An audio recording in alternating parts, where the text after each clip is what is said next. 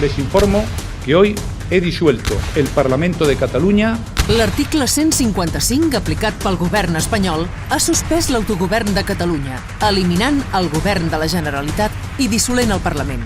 El PP, el Partit Socialista i Ciutadans són els responsables d'aquest atac directe a les institucions catalanes. Han expulsat el govern legítim, enviant el president i mig govern a l'exili i l'altre mig a la presó. Han destruït el mandat del 27 de setembre i ho han fet perquè d'aquelles urnes no en va sortir el resultat que ells volien. Perquè no els agrada com votes ni com penses. Ara, qui controla Catalunya és el PP, un partit que només representa el 8% dels electors catalans.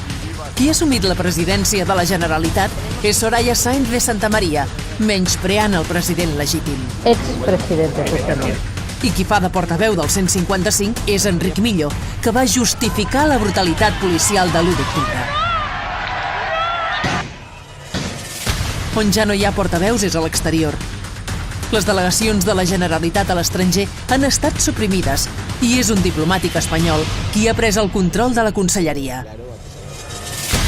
El major dels Mossos, Josep Lluís Trapero, ha estat destituït per haver actuat amb proporcionalitat l'1 d'octubre i ha estat destinat a fer tasques administratives. Qui ara té el control dels Mossos és el ministre Zoido, el responsable de les càrregues policials durant el referèndum. Rajoy vol replantejar el model d'immersió lingüística, un exemple de cohesió social, i no tindran cap problema a utilitzar el 155 per aconseguir el que mai no han aconseguit a les urnes. Y esta es una situación que debemos corregir. De fet, abans del 155 ja van intervenir arbitràriament els comptes de la Generalitat, escapçant del tot les finances del govern i posant en risc el finançament de les entitats socials per tirar endavant els seus projectes d'ajuda. Tot això no s'explicarà a Televisió Espanyola, però probablement sí a TV3 i a Catalunya Ràdio. Per això també volen silenciar els mitjans públics d'aquest país. El PP ja ha amenaçat que els volen controlar. Perquè el que fa el 155 és exactament això: castigar a qui no ha votat bé, corregir a qui pensa diferent. Si el que ens digués el nou govern és que pensa fer exactament el mateix que ha fet el govern anterior, a vostè què li sembla que passarà? Que s'aplicarà el 155 de nou.